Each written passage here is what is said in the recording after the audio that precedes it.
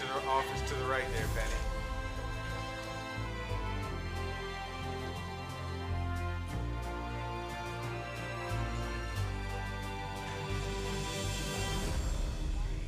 Are we? Okay. Okay, we're on. So we're going to start it even though the screens aren't showing it. We are on. So welcome everyone. This is our March 19th, 2025 Fiscal Court work session, and I would like to invite everybody to please join me in the Pledge of Allegiance. I pledge allegiance to the flag of the United States of America and to the republic for which it stands, one nation, under God, indivisible, with liberty and justice for all. All right. Thank you, everybody. And I was looking for Father Peter, but it doesn't look like he's here tonight. So we're going to keep moving. I'm going to ask, is there any public comments? Anybody would like to come to the podium and address the court? Okay. Please state your name, and you have 3 minutes.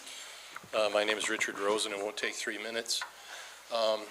You are now in the process of looking at the budgets for this coming year, figuring out where money's going to be allocated and where it's not going to be allocated. All I would ask is that all of you think of this in terms of though you were running a business, because you are, and you might have one request that's important in its way, another request that's also important in its way, but think about in terms of what's going to give our county a return on investment, okay? You might spend $20,000 on this project, and that's all well and good. This other project, you might spend $20,000. That's well and good, but this project, over time, is going to pay itself back. And so I ask you to be alert and aware of these different requests, not just what are they asking for, but what are they going to return. Thank you. Thank you very much. Any other public comments from the audience? Seeing none, we're going to move on to Josephine Sculpture Park, and I believe Melanie Van Houten is with us. Good evening, Mel. Good evening. Thank you all for having me come present again this year to give you an update on the work we've done over the past year with your support and some plans we have for this year coming up. And I believe you each got our impact report and our Arts Downtown brochure and our Sculpture Park brochure. Those are all, gives you more information than what I'll spend all the time on this evening. So let's go to the next slide. As you all know, I assume somebody else does that. Andy has always done it. Okay. As you all know, the Sculpture Park is in the county, and we are free and open every single day of the year from dawn until dusk. We serve a variety of people from the community. We also have about 30,000 visitors a year who are from all over the state, all across the region. Through our Arts Downtown exhibition, we serve another around 100,000 people that get to experience art where they live, work, and play. For those folks who maybe can't make it out to the Sculpture Park, because we are out in the county a little bit. The sculptures at the Sculpture Park are great for people of all ages and all abilities because they are hands-on. You can really learn a lot about art by getting engaged with it in a tactile kind of way, and that's different than most other arts organizations around the world, actually. So we are a nonprofit organization, and we are a donor-supported park. So most of our funding comes from individuals, and we receive some grant funding at the federal level, the state level, the city level, and from the county, as well as from private foundations, and a handful of ticketed events, and our new membership campaign. So we have a really diverse funding stream. This is a select number of our partner organizations. There are a whole lot more than this, but the font was getting real small. So this is a select number of amazing organizations in this community, around the region, around the nation, and international organizations that we're a part of and that we provide services to and partner with to bring programming and artists right here to Franklin County, which is tremendous, I must say. Okay, we can go to the next slide, please. As you know, the Sculpture Park really stands on three main pillars. That's art, nature, and community. And without any one of those three things, we wouldn't be the same park. We wouldn't be who we are. As part of our nature programming, we offer 3 acres of restored native meadows. That's an ongoing process. 10 acres of reforested habitat, and we provide ongoing invasive species management throughout the year, and that's really to improve the natural wildlife habitat. So we have a variety of wild critters that you can come across anytime you're out there.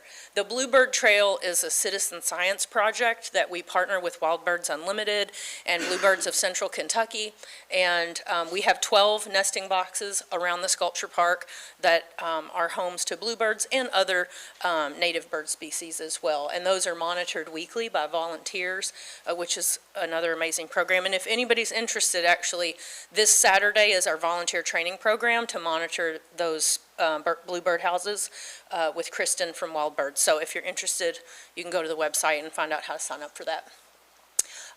As I said, we host lots of field trips. We had 4 school buses at the park yesterday. It was a big day. It is field trip season. We usually have around 35, sometimes more. We're really working to build the field trip program this year and hope to be able to offer field trips to even more students in the fall. So we're really working to expand that program.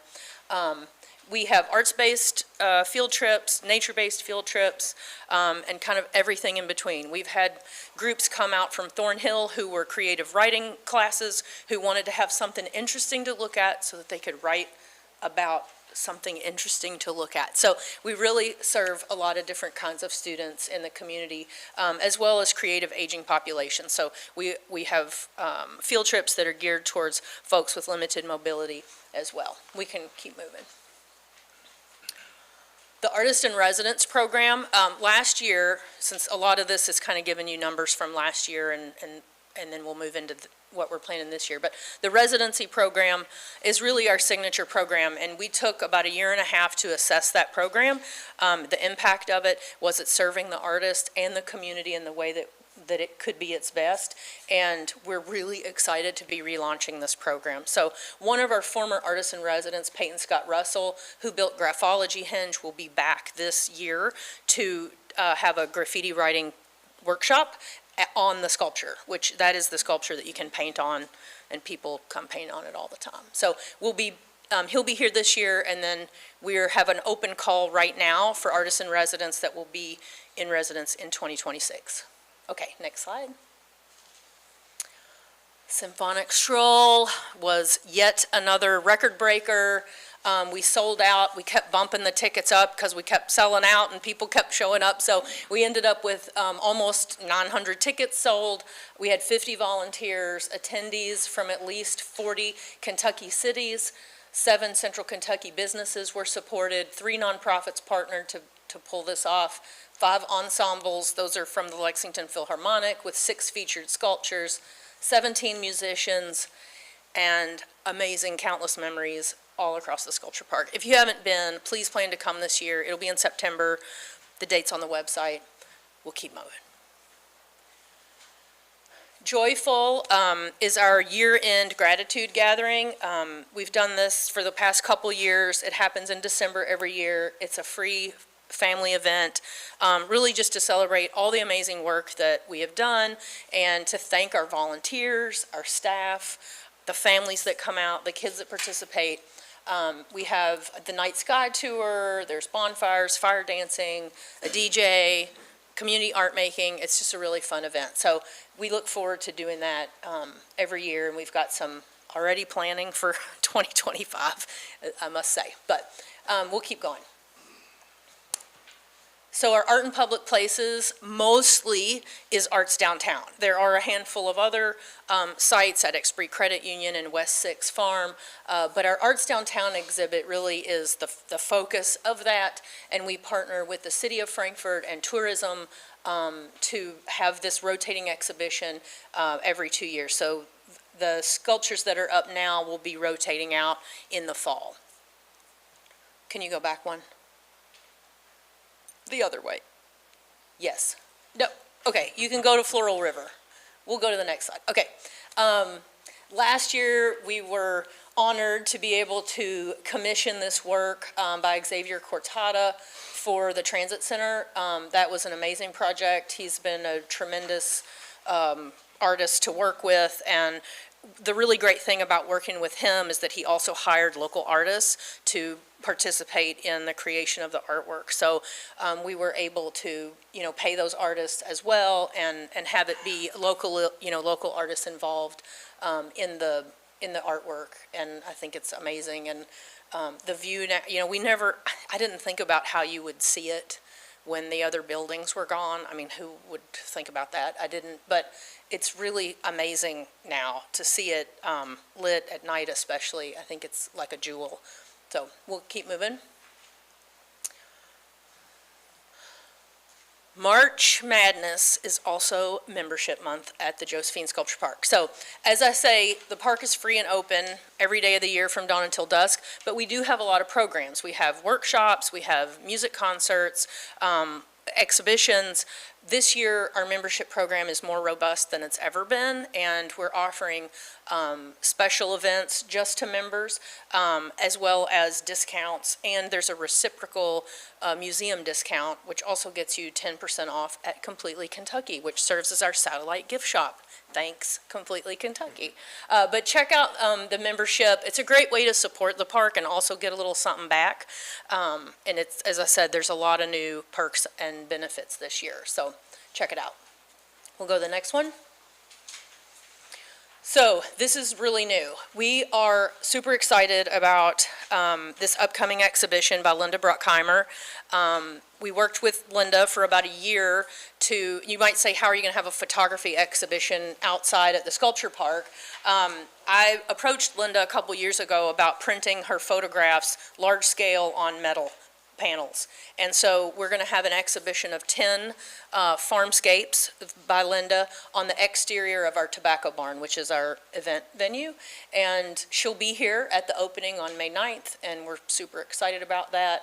That is a member's benefit to be able to come to the opening and meet Linda. So we're excited. That'll be a 2-year exhibition, and we hope that that tobacco barn in this kind of format will enable us to be able to work with artists that work in 2 dimensions, and so that we can expand the artists that we work with and the exhibitions that we offer the community. So we'll go to the next one. Yes. Linda Bruckheimer is an amazing internationally recognized photographer. She also happens to be the wife of Jerry Bruckheimer, the filmmaker. Yeah. She is also a preservationist, yes, historic preservationist. Can you go back one? I think we skipped, or did you, yes, Soundscape, okay. So Linda's exhibition is in May. Barn Raisin is June 8th, sorry. Barn Raisin is June 8th. This is our annual fundraising event. It happens to be fabulous. A lot of you here have been to it. I can say that because I don't really plan it. My amazing staff does, and I'm bragging on them. It's a dinner, farm-to-table dinner. Corn Maze String Band will be playing the music this year. It's a curated auction of mission-centered experiences and auction items, and it's just really is a whole lot of fun. And of course, Linda's photographs will be at the barn as well, so I hope to see you all there. Next one. So we're bringing back Soundscape. Who remembers Soundscape? Some of you do, thank you. Yes, it's a music and art festival. This will be returning this year. So in July, we will have Appalachian, who I'm sure a lot of you are familiar with. They're making amazing Kentucky musicians that are from Latin America and Appalachia. We'll also have art making at this festival, which is, of course, a cornerstone of everything that we do. Keep going. I mentioned Symphonic Stroll already. That is scheduled to happen again in September. Our partnership with the Lexington Philharmonic. This brings people from all over the state. It is amazing for Frankfort and Franklin County and our organization, as well as Lexington Philharmonic. So it's a great opportunity to experience symphonic music in a different atmosphere. So we have 6 or 7 ensembles throughout the sculpture park, and you can roam through. They're at different sculptures. It's very informal, but a beautiful, wonderful experience. So check that out if you haven't been. Next one. That's it. Was that 10 minutes? Pretty darn close. Pretty close. Okay, I might have gone over a little bit, but I want to thank you all. And, I did bring postcards for Barn Raisin also, but if you have any questions, I'm happy to answer any questions that you may Any have. questions for Mel?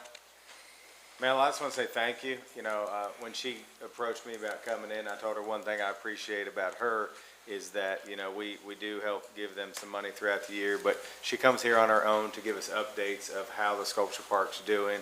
And I know personally, I really appreciate that. So it's not just you're here with your hand out, you're giving us updates of the cool things you're doing for our community. So thank you very much. I appreciate that. Thank you. I appreciate that. Yep. Any questions for Mel? Can I ask one? You sure, microphone please. Your natural grass meadow? Mm-hmm. Is that all that natural grasses? I'm calling it grass, you call it meadow, so I don't know the difference, so you need to maybe tell me that. So we have 3 Kentucky native wildflower meadows throughout the park. Yeah, they do have grasses in them too. Kentucky native grasses. They're summer grasses. I think there's about 30 different species of native wildflowers and grasses that were sown into those meadows. Of course, there's stuff that will come into them on their own, on its own as well. But we worked with Roundstone Native Seed Company, who specialize in native seed in this region, so they told us what we should plant there. And Is that in Kentucky? Is that seed company in Kentucky? Mm-hmm. Then down south and you know, I've never physically been there. somewhere down They're there? towards western Kentucky, southwestern Kentucky. Yeah, I think they so. come see us, which is really nice. I have not had to go see them, but, yeah, and then the meadows, we're scheduled to do, a prescribed burn on the meadows this coming year, which is part of the maintenance of them, and it helps to keep the woody stuff out so that, and the invasive stuff Is out. that burned chemical or natural fire? Fire. Yep. It's pretty exciting. Laura Wisman. Yep. Now, I wonder, it just made me think, have you done an actual economic impact study of the numbers and the amount spent of all the folks coming in? I'm just having to think that with Penny's economic development group coming in and focusing on that aspect, I'd really love to see sort of the nuts and bolts of how impactful it is, because I suspect that it's more than we even realize. I know that to be true. The Kentucky Arts Council does provide some economic impact for us, and Penny and I have had conversations about doing that kind of study and utilizing some numbers that exist to be able to get some more data kind of numbers. Yeah, and I'll share that stuff with you when I get it. Yeah. Mel, thank you very much. Thank you Have a good all. night. I'm gonna pass these around. Yep. Is that okay? Yep, have at it. Let's give everybody a few, and then you can share them. You're welcome.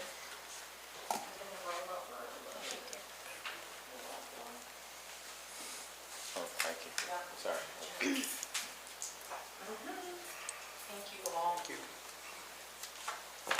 Thank you. Yeah, thank you. All righty, next I believe we have Mr. Duke Wilburn, our road superintendent with us. Good evening, Duke. How are you doing? Good evening, I'm doing well. How are y'all? Doing well, thank you. Good. Just want to give you a short report of what the road department employees been up to the last couple of weeks.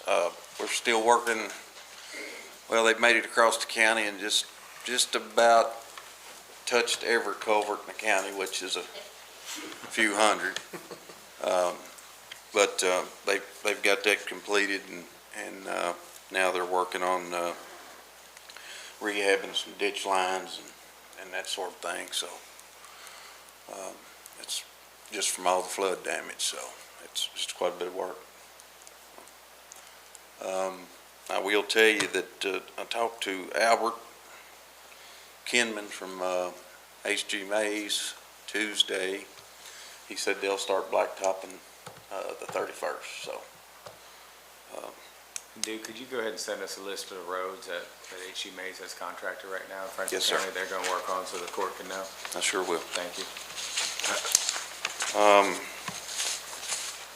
You'll probably see in front of you, a new abstract for the fuel tanks. We sent it back to them and asked them to change the verbiage for any litigation, and they were happy to do that. But they did have something, they forgot to put the electric, all the electric work for the fuel tanks. They failed to put that in their bid, as well as the rooms for their employees that's gonna be here a couple days. So it's an additional charge of $4,374.12. That being said, I mean, they're still by far Yeah. the cheapest, so. And we did talk about this just- in the road committee meeting, it's unfortunate, but to Duke's point, in order, to not accept this, we'd have to, cancel the bids, put it back out for bid, and now everyone knows what all the other bids are, so. Yeah. I think it's just, And then you with the did steel negotiate down a tariffs little and bit. stuff, the steel tariffs and that sort of thing, it's no telling what would happen, so.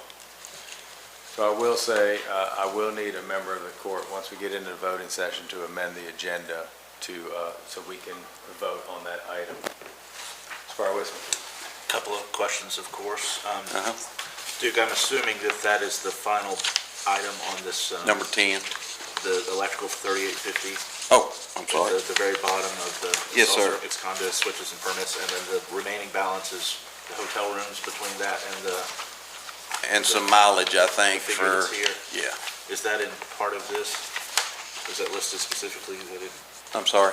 Is that listed specifically in their quote, or It is. I didn't see that? It's, $1,212.08. yeah, Right above So is that inclusive of the rooms and mileage and? mileage service truck. right. It's a little cheaper than those two items right there. But it's, like I said, the difference is $4,374. And then my question, I guess, is to our county attorney, can we legally proceed without rebidding with that big of a change?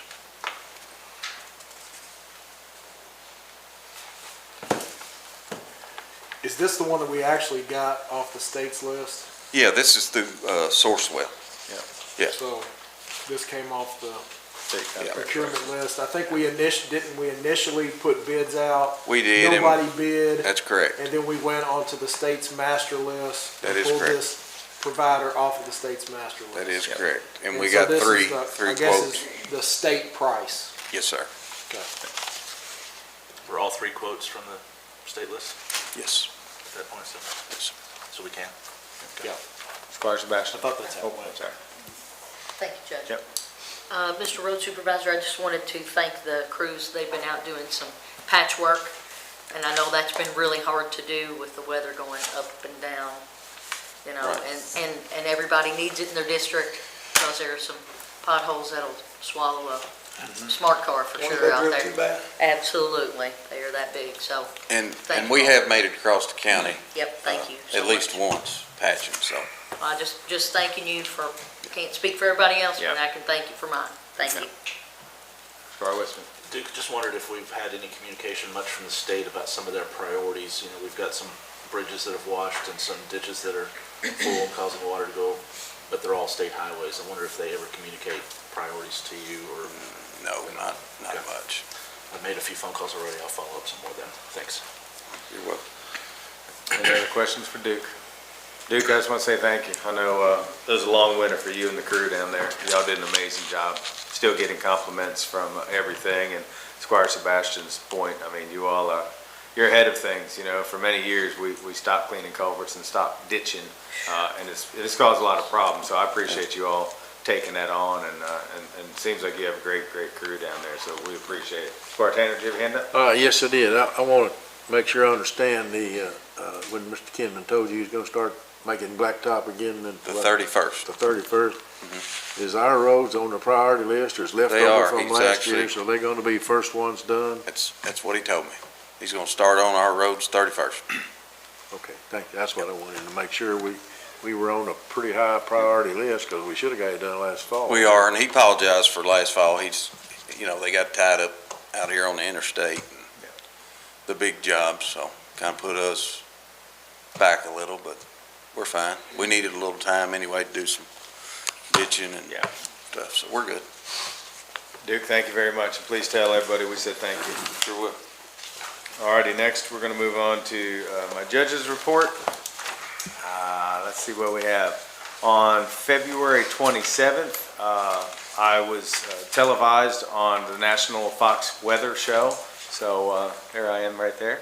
So that was kind of cool. So they found us just because all the weather we were having. So we did that. On the 28th, I had a Frankfurt Plant Board taping. That went well as always. I appreciate everything they do for our community and kind of getting our story out. So that's always a good time when I go there. On March 1st, it was a very, very cool thing. They did a children's business fair at the KSU farm. I can't say enough good things about it. There was about 30 kids that participated. They made their own crafts, and they had to turn paperwork in as part of the process with a business plan, strategy, pricing, and the parents were not allowed to help them at all. The kids had to do it. And so my comment was, most adults should have to do this, so that want to start a business. So I think that will only grow bigger and better next year. We had a meeting, Amy and I, our treasurer, with Keith Brock with Compass Municipality. That went well. And then we had the Frankfurt Chamber Day at the Capitol. There's myself there, so a couple of you all were there. Legislators came in and out throughout the morning, so that was a nice event that was held up on the Capitol. We also I had a meeting with the Family Learning Center, the NCFL, just to talk about some goals and maybe another action plan, so that was a good thing. On the 11th, a lot of us in this room went to the Governor's Prayer Breakfast, and Wandale Robinson was the guest there, and there's the governor. Very well attended. It was at Kentucky State University Exum Center. We always appreciate them letting the community in for that event, so very, very good event. On the 11th, I actually went out to the Capital City Airport. I heard they've been doing some stuff out there. I knew they've been laying some new concrete and things like that, so had a really good tour. They are doing the Aviation Day this year. They do it every other year. It's in September. I'll have to get you the date on that, but very nice gentleman. The airport's a little different because it's actually under transportation. It's run by the state, even though it's in Franklin County, so it was a good tour. Also had a good conversation with the Corps of Engineers, Judge James K. Orby Gritton, a judge in Anderson County, and we had it about the lock in Dam 5. That's basically the last one that's closed, so they're actually in the process of doing a study. They have divers in the water the other day, seeing what they need to do to open the lock back up. So it was a good conversation, and they also, Robin had already left. She had talked to me from tourism about there's some concerns about locks 1 through 4 because they have maintenance issues, but they are addressing those right now. They have that in the budget. They're getting all that analyzed, so they can hopefully start working on those. On the 14th, Duke and crew met out at the Buena Vista, and we took out some invasive trees. So nothing makes me much happier. So there was 10 massive pear trees, and we all know they're bad for our community, so they took care of those for us. But I will say, surprisingly, as Jack and I walked a lot of the area there, the trees that were planted originally are good trees. Good oaks, good maples, very, very nice trees. So that patch along the front, now there's some seedlings in the back part, but that was the biggest part of them. So, and then last night I went to the Frankfurt Heritage Lecture Series at the library, and Russ Hatter has released another book, and it's all about Franklin County. So he went through for probably a couple years, and he showed pictures of old houses and just the history of Franklin County. He did a very, very good job. I know Gene Birch helped him with pictures, so that was nice to see us kind of taking a look at. So that is my judge's report. So now we're going to head on to the, before we start on the minutes, Kim wanted to say a couple things as we move on to the minutes from our February 26, 2025 meeting. Court, I have realized I have made a typo. I made the change in the minutes. I had Squire Wisman voting for the minutes, and I'm gonna modify that to be voting in opposition. Okay. And then, And also during the voting session, if you could amend the minutes to reflect it.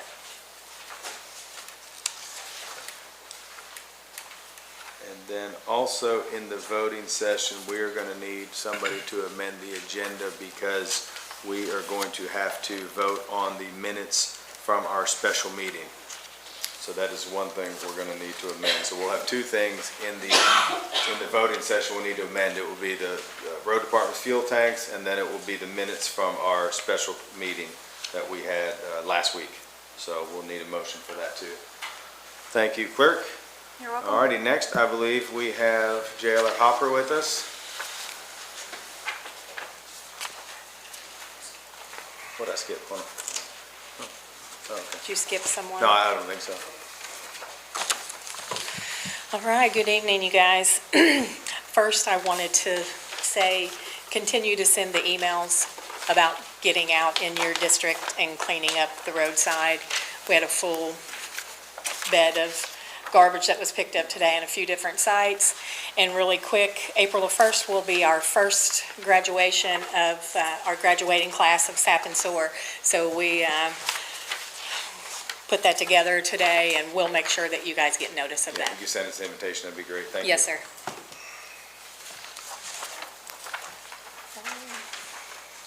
We met yesterday with Amy and our upcoming budget. You know, you always dread to come in front of you guys and say, we're going to be increasing, but it's not going to be a great deal when we talk about the difference between our revenue. Jailer, one second. I just want to make sure everybody's going by the amended one that we have, right? Yeah. Okay, I'm just wanting to, before we move on, I just want to make sure everybody's on the same page here. Literally.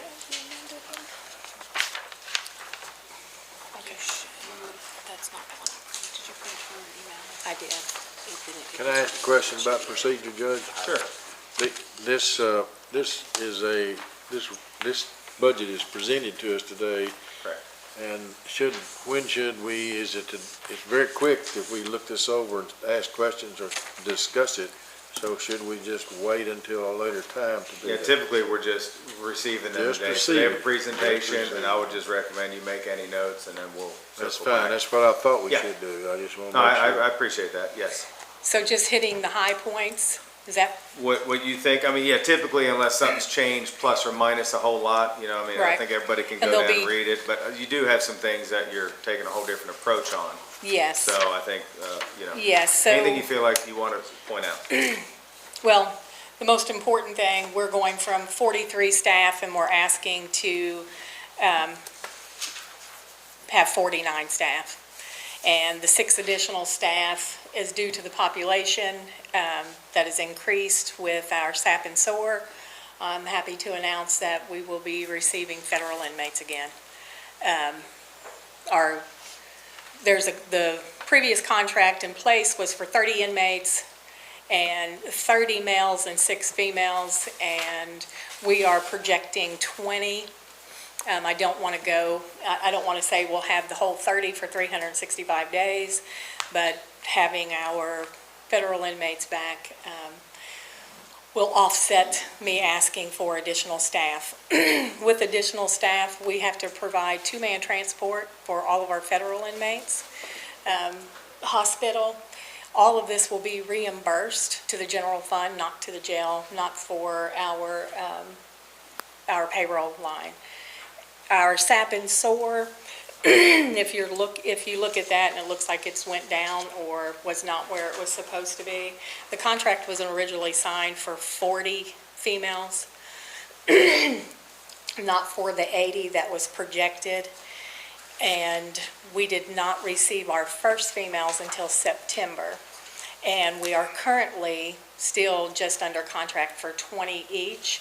We have signed, and it was approved by DOC for us to receive 80. We're waiting for other counties now to sign off on this, because basically what that means is we'll be taking their participants from their jails. DOC wants them housed at our jail. So we're waiting for a few counties to have to sign off on, releasing their participants to us. Those are two of the main things. I've asked for the maintenance budget not to go down. We received $86,000 last year for the floor. I'm asking that you not take that down. I would like for that to remain the same for, various reasons. We're getting ready to be 38 years old. We've started something out at the jail where we're doing preventive maintenance. We have a checklist of things that we do and things that we're going through, and I always refer to it as peeling it back like an onion. We're checking from the top to the bottom of the jail and coming up with needs. We had our strategic plan, and one of the big things that we need to start looking at is the structure of insulation on the building. I think that was addressed in 22. I'm not sure that the repairs that were done that were said to be done. So those are things that we've put on our list. I'm asking that we remain at the same budget that we have for our maintenance line. Those are the major changes that we have. Medical services will go up slightly, and that's expected. I wouldn't choose anyone else. If you asked me if we had to sign a contract anytime soon, I would sign it again with that same company. It matters to have them there 24 hours a day. I think that's all the big ones. Yeah. Do you all have any questions? If I can, Judge. Jailer Hopper, could you elaborate just a little bit? The previous elected jailer had thought we were going to get federal prisoners, and then ultimately we took it out of the budget last time because we never received any. But do you think that the conversations have been favorable, that we may receive some, and you think that's a qualified amount that we expect to receive? Could you just elaborate on that? Yes, so we had 2 representatives from Bureau of Federal Prisons came out. They toured our jail. They said that we needed to be commended for the amount of work that we've done in a short amount of time. They called us within 30 minutes, told us they'll be bringing their inmates back to the jail. She said when she left, she let us know that it could be up to a month before, and it'd be a week or so, but before we heard back from her. And literally within 30 minutes, she called and said, we'll be bringing them back. We took her through the facility. We showed her that we were able to shuffle around some real estate and open up a pod area that would house the federal inmates. And like I said, there's a contract that says 30. We're going to say 20 because that's what this particular pod area holds, is 20. Federal inmates can go in general population, but I don't want to say we're always going to have 30. She let us know that we have opportunities for an additional contract that I'm not ready to speak on today with immigrations. I think that has to be a conversation I have with the county attorney first. Squire Blackburn. Thank you for coming in today. Could you tell us what your current population is at the jail right now? Today it is 247. 247. And what is the max population you could have there? Our max population would be 350, and that's putting some people in boats on the floor. Okay. Thank you. Yeah. Does that include the dormitory? Yes, sir. Any other questions for Jailer Hopper, Laura, or Shane, since all 3 are here tonight with us? Squire Dykes. So I just want to thank them for working with us on the net recovery project, because it wasn't going as planned, because people didn't want to go out of the community and all manner of other reasons, not because of net recovery. But they were very, very gracious, and, we went and had a great meeting and talked about just where we can go with this, and they're doing a fantastic job. So I just want to thank you all, because I know it's extra work. Thank you. I know it's extra people coming into the jail. I know that, but I think it's going to be great. Thank you. Thank you, Squire. Squire Harris. I just want to thank you for the help with the road cleanup. It's making a difference in the county. It's looking really good. You're doing a great job. Thank I you. appreciate it. Yeah, there was like I said, a pickup truckload of trash that was brought in today. Half of it was brought in from in front of Walmart in that area there. That. So, and we're getting emails from you guys, and keep them coming, We're currently working with Frankfort Police Department, doing a project with them right now out at the range. So we've split our, we split our workload out, so. And I want to say that Georgetown Road looked terrible. Yeah. We can attest to, and thank you all so much. Like, it was badly, badly needed. Squire Sebastian. Thank you, Judge. Yeah, you're good. I just wanted to thank you all, because you were out in the edge of the first district today, working out there on US 127. I saw it early this morning, and made mention of it on 2 stops that I had in 2 meetings. So Great. it was a very different drive when I came back the last time Good. through there. Good, Very I'm glad to different hear drive. that. So thank you very much. Yeah. All righty. Thank you guys very much. Yes, sir. Oh, Squire Tanner, I'm sorry. Sorry. No, it's okay. That was a late hand, I think. Yeah, it was a late thought. Late call. Yesterday, we had, that meeting we were in, you had a list of things that you thought you would try to work in. Of course, I think most of those were going to be dealt with your canteen money. It was a 15-passenger van. Is it in here? Yes, on our wish list, we, Maybe I shouldn't be elaborate, because this maybe should be come up later, but yeah, in our strategic plan, our wish list, a 15-passenger van was put on there. We can't trade in or get rid of the 2 we currently have. We traveled from Pikeville to Paducah, picking up these women for SAP and SOAR. We also will need this van to run our court system as well as the federal court system, because we will be responsible for taking inmates to federal court and transporting them to hospital as well. And it's always a 2-man job for What do you- federal inmates. what do you use to transport your people who are picking up litter abatement? Litter So control? we have a pickup truck that I think they were in today. It's an extended cab pickup, and then we have a van that is owned by the canteen. It's owned by our commissary, and we use that when they pick them up. I think today we split them up. One went in the van and one went in the pickup truck, because we did roadside pickup, and then again, we're working with Frankfort Police Department doing a job for them right now. I'm just curious, I know that was one of the things on the wish list. Right. Those vans, those big vans will primarily be used for court transports. We have the 2 vehicles for work detail, for work crews. Joe, thank you very much. We appreciate you and your team coming in tonight and presenting the budget to us. Yes, sir, thank you. Okay. We're ready. Next, I don't believe, do we have anybody here to talk about the audit for Farmdale Sanitation? Don't believe so. So if people have questions about it, we'll have to contact them, but I think we all have it, so that's what was required. Next, I believe Penny Peebler is in the audience. There she is. How you doing this evening, Penny?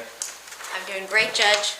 Thank you, members of the Fiscal Court, for having me here this evening, and thank you all especially for allowing me to serve as your interim Economic Development Director. It's been a year of learning. It's been a year of working together with all of you, and I'm deeply grateful for the opportunity to serve Franklin County. So thank you. Tonight, what I want to do is just bring you up to speed on several projects and initiatives that were begun over the last year. We've been working diligently to enhance the economic vitality of our community.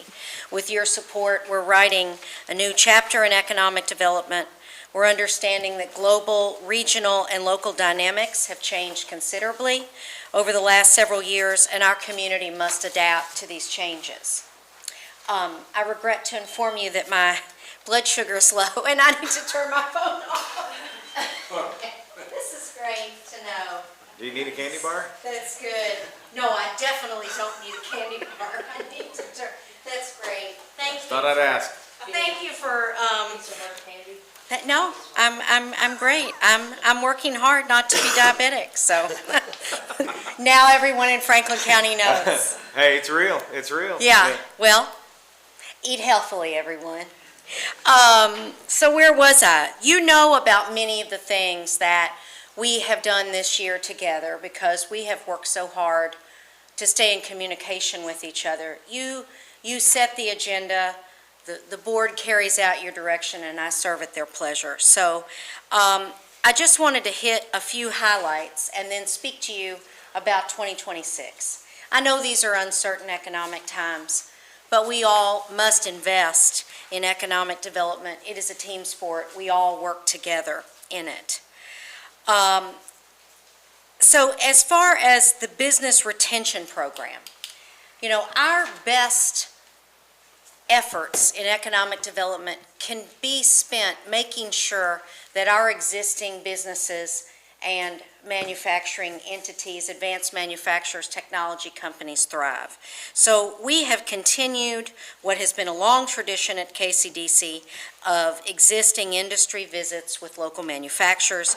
We have also filmed with cameras and drones at various facilities throughout the year. We've been doing case studies on Monoplast, Buffalo Trace, Topi, R.J. Corman, and the Candleberry Candle Company, and those are being featured and rolled out on our KCDC website, in social media, on LinkedIn, through public relations and outreach to promote those products which are made in Franklin County and the city of Frankfort.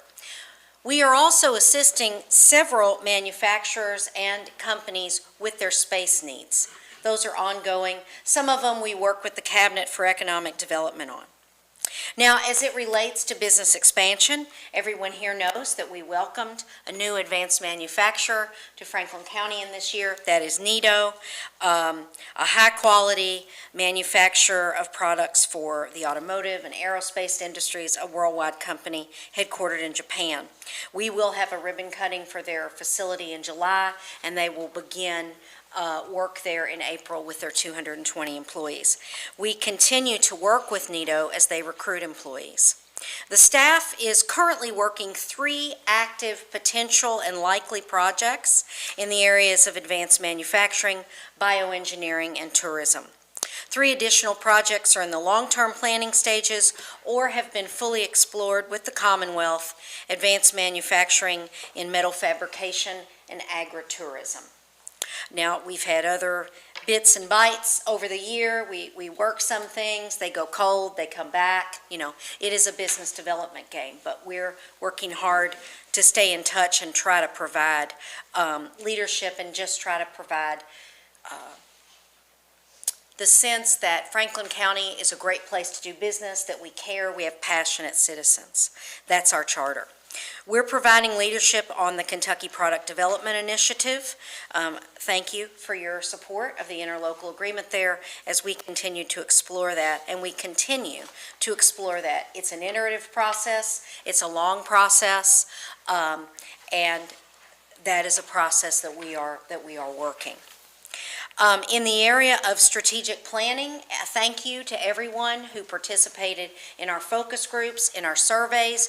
We have about 984 surveys out on the street right now to people, encouraging them to respond, and we want to have a statistically valid sample of response. As you know, Franklin County has a multi-legged economic development stool, including arts and cultural heritage, tourism, advanced manufacturing, state government, business and professional services, and we also have lots of opportunities in the area of agritourism, rural development, not just urban tourism. You know, there is a lot that's happening here, and we're continuing to lean into that, and we're really working hard to bring new industry here. Now, with this Economic Development Strategic Action Plan, we will wrap that process up in July. KCDC allocated $120,000 in funding for the Strategic Action Plan, and we continue to work that. We selected a consultant in a national search. Many of you participated in that process, and I mean, I'm so pleased that we had 9 national firms who wanted to work with our county. And we have a planner who is multifaceted, multidisciplined, really helped build up Asheville and Buncombe County, you know, which is, I believe, aspirational for us, but also is a site selector for many locating interests. And so I believe we're really getting our money there. The Department of Labor Workforce Development Grant.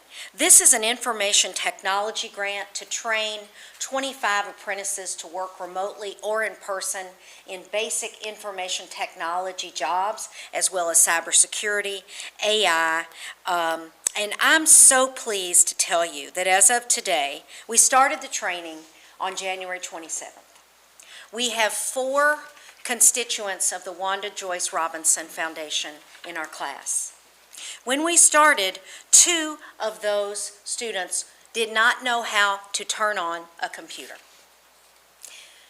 Today, 90% of that class has passed the first certification, which is called the IT Specialist. We have just 2 participants scheduled for a second attempt. So it's not one and done. You go back and you learn. One of the women who passed is one of the women who could not turn on a computer. She has 6 children. She's impacted by incarceration. And it is an incredible thing to see her joy when she's learning this. And I can't wait at the end of the cohort to introduce you to these wonderful graduates. We're working very hard to get them all jobs. They don't all have jobs yet.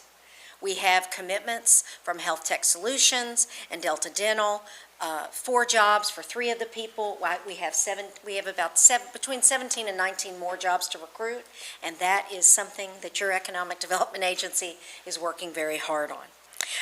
Our partnership with KSU is going great there. Every student is receiving 12 credit hours of computer science through this program. So they can really envision themselves as a college student, and next semester they can reapply if they want to continue, and they'll already be a second semester freshman. So it is a pathway. Some of them may choose to only go into the workforce and not continue that degree, but that is KSU's opportunity. We've set them up for success to take it and get it over the line. We have many wonderful trade education programs at our Franklin County Career and Technical School, but we want to grow that into advanced manufacturing and computer technology, because as you know, KSU has a brand new advanced manufacturing and engineering program. They're very supportive of our efforts to grow commerce and technology in Franklin County. So that's been a great partnership that's been cultivated over the year. We developed a new website, we launched a LinkedIn page, we started a podcast series featuring videos, interviews, case studies, and an economic development fact sheet. The focus is on Franklin County's assets in quality of life, business, and industry. We've trained with the Kentucky Cabinet for Economic Development on their Zoom Prospector property marketing tool and updated Franklin County listings. We filmed segments on KET about our remote worker recruitment program, which aired statewide. We published 2 articles in national publications, a global site selection magazine highlighting top business destinations in North America and Canada. And I've provided you links to some of those articles. We assisted Greater Lexington, the new name for the 9-county Bluegrass Regional Economic Development Partnership, with the launch of lookatlex.com. which is about location and talent attraction, and also locate in Lexington. So we have a lot of marketing going out there. We assisted the new Common Bond Hotel Group with connections in advanced manufacturing as the Delegate Hotel opened mid-October and the Ashbrook opened mid-November. And then, of course, we had the St. Clair, open. So we now have 80 new boutique rooms in downtown, which are really important for corporate clients like the Stewart Home for Parents Weekend. They're important for our advanced manufacturers and certainly for our distillers. As far as transition goes, that's the other big thing that we have worked on as a staff this year. We completed updates to our banking, our federal registration. We have assisted with bringing bookkeeping up into the 21st century, and we've attended conferences about economic development, and we've really been leaning into small business development. We hosted 2 small business town halls with Robert Coffey of the U.S. Small Business Administration, which were attended by over 60 business owners and local officials. We welcomed 3 new remote workers to campus, to Frankfurt. We assisted with their housing, and we oversaw their city incentives for their $100,000 a year plus jobs that they brought to Franklin County. One of them moved their whole company of 12 people, and the other one moved with a trailing spouse. We've been updating our standard operating procedures, and we believe that we are charting the right course for the future. Attached to this memo is a budget request for 2026. Our request of you is $180,000. This is an increase over last year. There are several areas of increase, which I have detailed for you in letters A through G at the bottom of the sheet. I've also laid out exactly what our requests are in the increase area related to salaries. The increase is for some additional administrative help. We are very active. We have a marketing assistant. We are marketing. As our economic development consultant tells us, you must think globally and market locally. So we are doing a lot of marketing. It is necessary. This is everyone's new Kentucky home, and we are the capital. So that's a critical piece. So we need additional support there. And on top of that, really the increase is driven in the marketing area. You can see that KCDC is pulling funds from general reserves.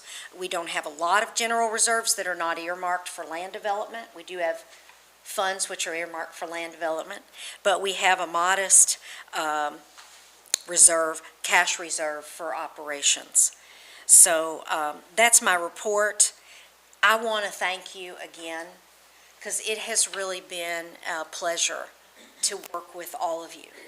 I hope that you feel that we have an open relationship, that we have all met frequently, and that you feel a part of these efforts, and that you feel your role in directing these efforts. I hope that you feel you are getting a good return on your investment, because when you invest in your economic development agency, we are multiplying that.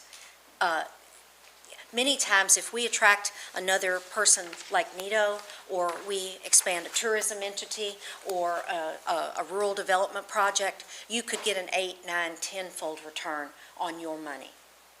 That's what we're here for, to multiply that. Because I want to remind everyone who is watching today, not only am I trying not to get diabetes, we are also trying to increase our ability to provide services in Franklin County. And we collect taxes and provide services. And 80% of our budget comes from those occupational taxes. Jobs drive growth. And we need tourism jobs, and we need professional jobs, and we need jobs in technology and advanced manufacturing. And we already have a bunch, but that is how we will grow the services that we are able to provide. And that's what we're working so hard for. So I want to thank you, and I want to thank the board of KCDC. I want to thank Richard Rosen, our treasurer, for being here, for everyone's support. And I will be glad to entertain any questions. All right, Squire Sebastian had her hand up first. Thank you, Judge. And I want to thank you, Interim Executive Director, for being here tonight and sharing that overview with us and kind of elaborating a little bit on some of those points. Several months ago, the Fiscal Court allocated some funding for maybe a series of television spots. Yes. And we were going to work with the city as well as your organization. So Right. can you kind of Yes, I brief would us love on to. the- Great I'm so question. glad you Yeah, asked. great question. Because I'm here with a draft script Yeah. for that Real well. program. Thank you. I'm here with a draft script for this program, which was just finished today by Logan Thomas and myself, and we are going to get it out to everyone for their review. And so this is the Viewpoint program that airs on KET, hosted by Dennis Quaid, and then it airs on Fox Business News and a number of different business programs. It's a 3 to 5 minute program, and then there are 30-second spots which air throughout the year on PBS in the markets that we identify. It's your money, we will identify those. Then in addition to that, we have professionally shot 4K footage that then we can use in all this other marketing that we're going to be doing. So the cost of that was less than $30,000. We split it 3 ways between KCDC, the county, and the city of Frankfurt. And so I am sending this script out tomorrow for everyone to review, and the filming will take place in June. Now, I'm pleased to also tell you that Logan and I have gathered up all the high-definition video that's been shot in Franklin County in the last several years, and we have loaded it onto a hard drive to give to them. So I've worked with Robin, I have Josephine Sculpture Park, I have the Grand, I have tourism, I have Canoe Kentucky, I have all kinds of footage. We shot a bunch of stuff with Make My Move for our remote worker campaign. I think everybody has seen that website.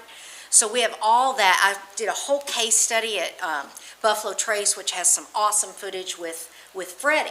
So we're not starting from zero, we're starting in a position of strength, and then when we come in and shoot more, we'll even have more footage, which then can be shared among the city, the county, KCDC, the chamber, DFI, tourism. We can all share in that and make our own appeals of, you know, the best of Kentucky distilled. And so the filming is in June. I don't recall the exact date. I will be getting it out to everybody tomorrow. And I can't wait for you to weigh in on the script and give me your input. Go ahead, Sherry. Thank you. Squire. I was going to ask the question about the filming. The weather has been so bad here. I know. I was worried when you said we've worked on this, that we canned a lot of footage in the worst possible Oh, time to no, showcase everything our is blue community. skies. So Blue skies. Yeah, we want lots of blue skies. Yeah, so and lots June- of nice trees. June is and- the month for that. So the footage yeah. that we have, the 4K footage that we have was shot at, you know, different times of the year. And so all of that will be professionally edited. That's what we're paying for, the professional editing. And we're all gonna weigh in on it, right? It's your money. So we're all gonna ride herd over the script and the drafts when it gets produced. We'll get to see everything. Thank you. And we can all feel good about it. Squire Dykes. Yes. I don't have any questions at this point, but I want to, when I joined the court, even when I was running, I got asked lots of questions about KCDC, and I knew none of the answers to those questions because I just didn't know. It wasn't out there, didn't have much information, and I just appreciate you so much and all of the right hard back at work ya. that you do. I mean, sincerely, I'm not an economist. And so the way that you explain things, the way that you keep us all informed, you are the calmest human I've ever met in the face of adversity, and that's no joke. I just appreciate you more than I can tell you. So thank you so very much for all of your hard work. It's very mutual. Thank you. Squire Hurd. I want to thank you for bringing all the new industry in, the prospective industry, and I think it's pertinent to Franklin County's livelihood, so thank you very much. We're not going to win them all. You know, we've all sold something before, even if it was magazines in high school. You don't win them all. But we win some of them if we work great. hard. Thank So, you. Carl thank you. Blackburn. Penny, I want to thank you. You've reached out to me and night, at all times. We've met and talked. You've really been a good communicator. And not just to, I think, folks on the court, but to people in the community, to people in business and industry. And you bringing in, the help that you've got, it's been phenomenal. We have some good help. That young lady is really good. She's amazing. And, I want to quit calling you interim. I need that to happen. So, just need some board members to hear that. And, because this is your home. You just need to move here. I know. Thank you. Yeah, thank you. One of you, everyone, Squire Tanner. Well, okay, I'm 5, he's 6, right? I want to just back up what they said. You've done a great job. There's a lot of dirt being moved around here, and there's a lot more going to be moved. And as Squire Harrod said, this is not an order-taking business. The development is not taking orders and doing it. It's work. It's and you have a lot of successes, and some of them you don't. I mean, that's just the way it is. I've been around, done that a long time in my life. Yes, you have. I try to get out of the way when I see I ain't gonna make it. That's all. But anyway, y'all doing a great job. Thanks, Move a we're lot of trying dirt. and we appreciate it. A lot of dust. That's good. Squire Wisman. I'll echo some of those comments. Of course, Penny, I appreciate the fast track that you have put us on. It's no secret my feelings, my opinion of the previous director, the disdain that was held for the elected members of this community set us back years in our ability to develop this community.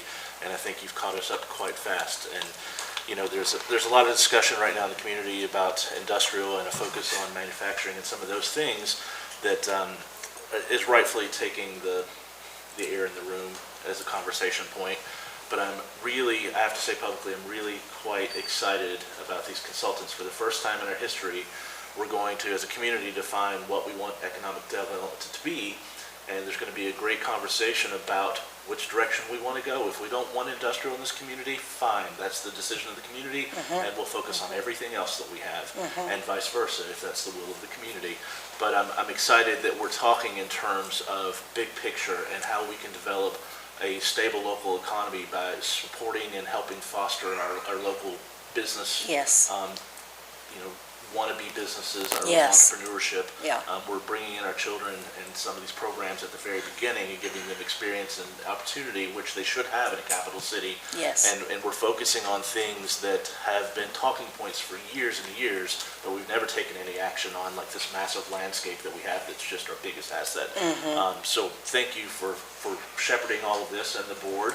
And I'm really excited, and I just want to ask the community to get involved and to reach out, and let's all be part of this process and leave some of the negatives at the side, even though I'm frustrated, as many of the public are, with some of recent developments. But at the same time, we have an opportunity to define our future really well right now, and I'm excited that you're at the helm leading that with your experience that you have in this field and your multifaceted experience in many of these aspects that are going to help us put some measurables, finally on where we can go and what we can produce better than we have in the past. So Thank you.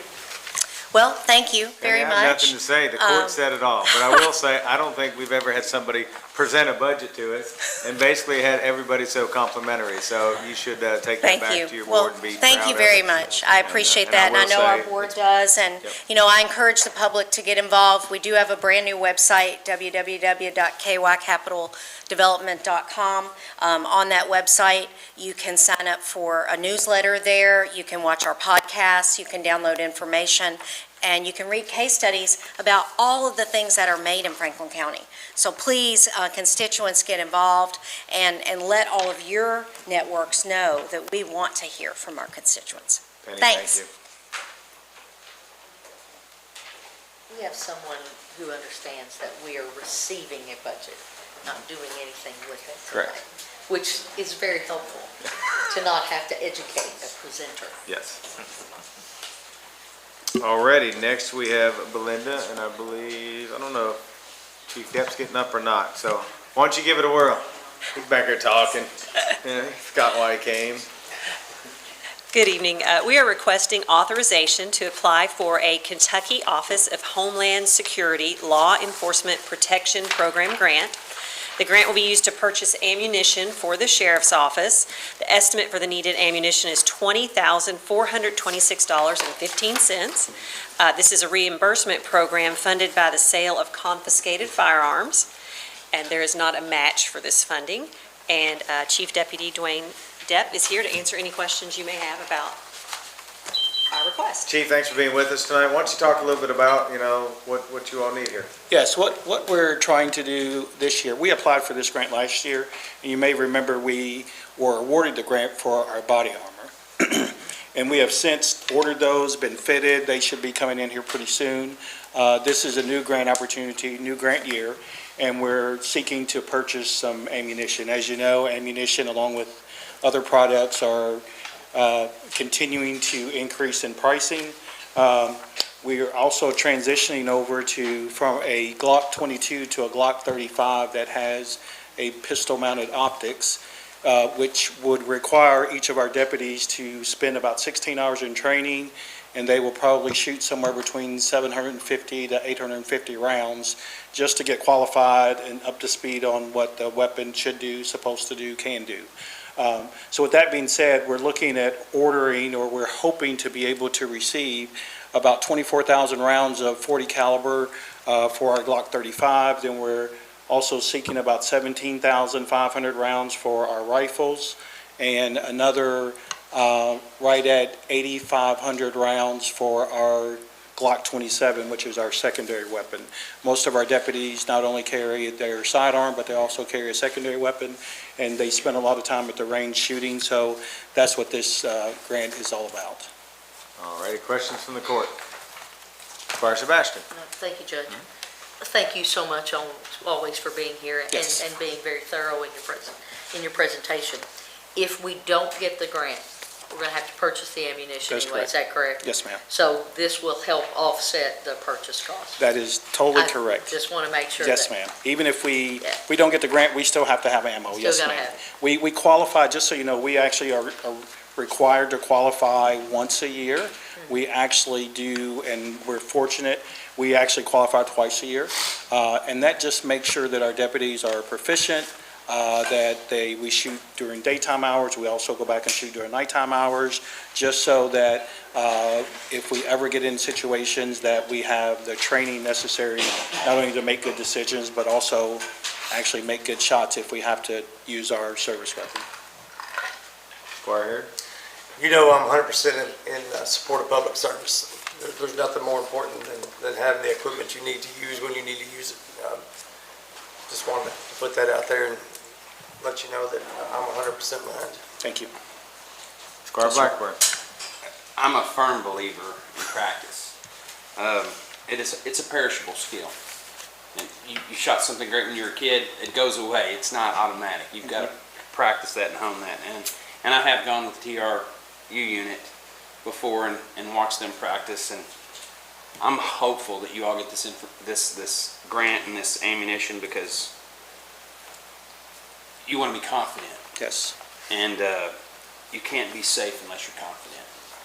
And so I'm a big proponent of this, and because I do the same myself, and I think you guys should do it better than anybody. Thank you. Chief, thank you, and a special thanks to Belinda for working with you on this to get these grants out. The more we can get out, hopefully the more successful we are. So, Belinda, thank you. Great. Thank Chief, you all. thank you. Please tell everybody to stay safe out there, and we appreciate everything they do for Franklin County. Next, I believe Ally is with us, Solid Waste Coordinator. How are you doing tonight? Doing well. How are you? Fabulous, thank you. Thanks for being with us. Fabulous. Good evening, members of the court. The first application I have here today is for household hazardous waste collection. The total request is $23,480. That's for the vendor as well as advertising. Frankfurt Plant Board started offering digital advertising as well, so we've been utilizing that with our programs lately. What questions does the court have for Ally on this one, if any?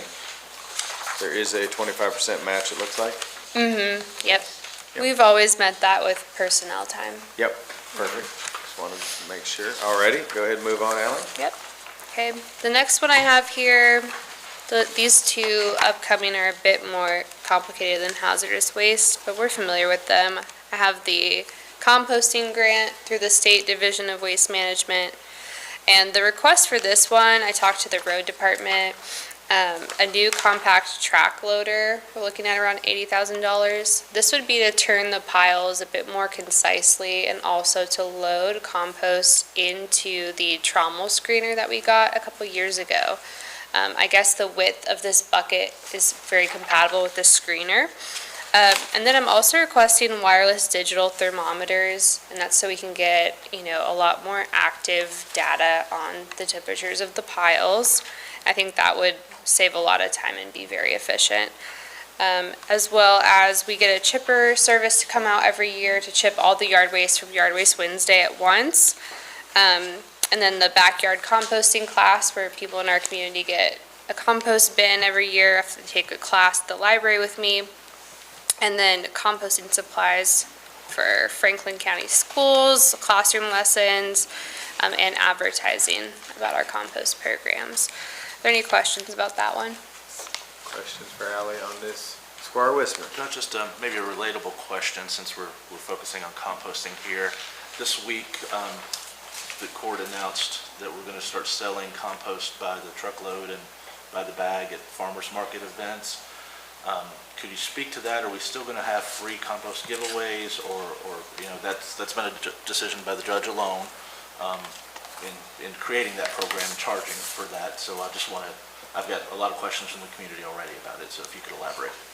Yep, we made a post yesterday about it, but we're doing a sales only model right now, so no giveaways are scheduled at this time, and so people can order online. I think it's 20-pound bags for $5 through franklincountyfarmersmarket.org, I think. I can't remember if it's .com or .org. And then we have a portal now on the solid waste management page where people can order bulk compost for $65 per cubic yard, and that pickup's at the road department.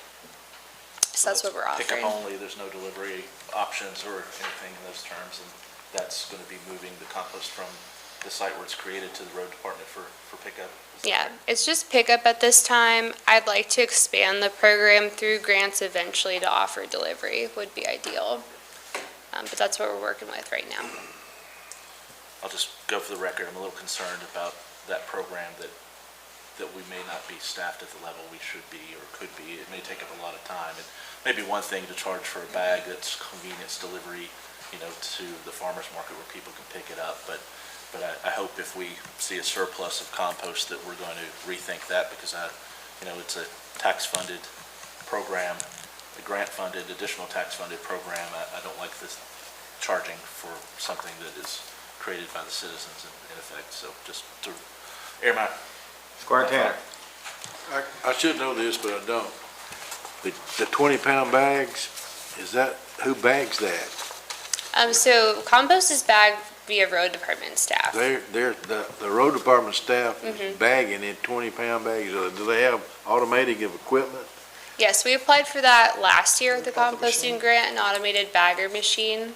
And they use burlap bags. They've been bagging it by hand at the road department. They also have the machine is available too, so. So they're bagging it by hand and by automated equipment, both? Yep. Okay, that's good. That's good for me to know. I don't know about anybody else, but putting 20 pounds in a bag by hand is not easy to do. But if you got an automatic bagger, weighs it, seals it, sews it up, ties it, I don't know how it does it. I've met with road department personnel about what's feasible, what they have time for, and staffing wise, and because we do want them to be focused on what's really, really necessary in the moment. And so far they've said that they can handle where we're at. And I'll continue to meet with them and check in and just see what's reasonable to Squire, do. we've had conversations, if this program does take off, the jail does have help that we could, turn it into a little bit more, production. But she won that award, composter last year, right? It was like $70,000 to use the bags. Squire Harris. The automated machine, it puts it in burlap bags also? We're not using any plastic, right? We're not using the plastic bags. It works with the burlap bags, but the bagger machine has a heated seal that would work with plastic bags. So the burlap bags have to be hand tied, but it helps fill it. But as of right now, we're using burlap, not plastic. Yep. Yep. Ally, technical question, how is our road department sending that down to the farmer's market on Saturday? Are they staying and taking what's left back to the road department, or how are we managing that? It seems like a lot of man time. Yeah, so all the sales are managed by me, and so I post how many bags we can make available by Friday the week before the farmer's market sales. So the farmer's market, starting April 28th, they do a Thursday pickup and a Saturday pickup. So in the online portal, I get a notification by Wednesday morning how many people ordered bags. So I'll upload, say we can do 30 this week. That's what we have. Residents can opt in to order up to 30. And then I will text the road waste attendant, Cody, how many bags we have. And then they have to put it in the farmer's market trailer. We have the code to that by, let's see, for Thursday pickup by Wednesday at 3. And then there's also a farmer's market Saturday pickup, and they have to put it in the trailer by Friday at 3. And so. So we're only taking down what's pre-sold, basically. That's what I'm trying to ask. And then Abigail's doing some stuff, I think, on Saturdays where she might have a bag or two for display, correct? Mm-hmm. So how are you processing the payment when those orders are made through our site and nothing on site then? Is that right? Yeah, nothing on site. So the farmer's market portal, I can't remember how often we get a check. We've gotten one from them. So it might be on a yearly basis we get the sales. It might be quarterly. We just started that. But that's handled through the farmer's market payment portal. So we're like a certified vendor.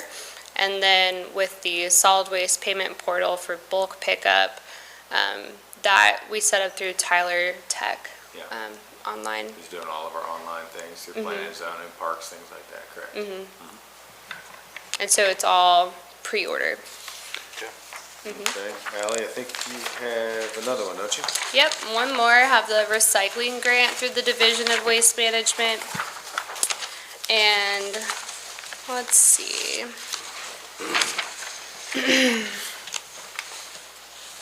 Okay, for this one, I'm applying for, the total request is $35,218.44 with a 25% match. That will be personnel time.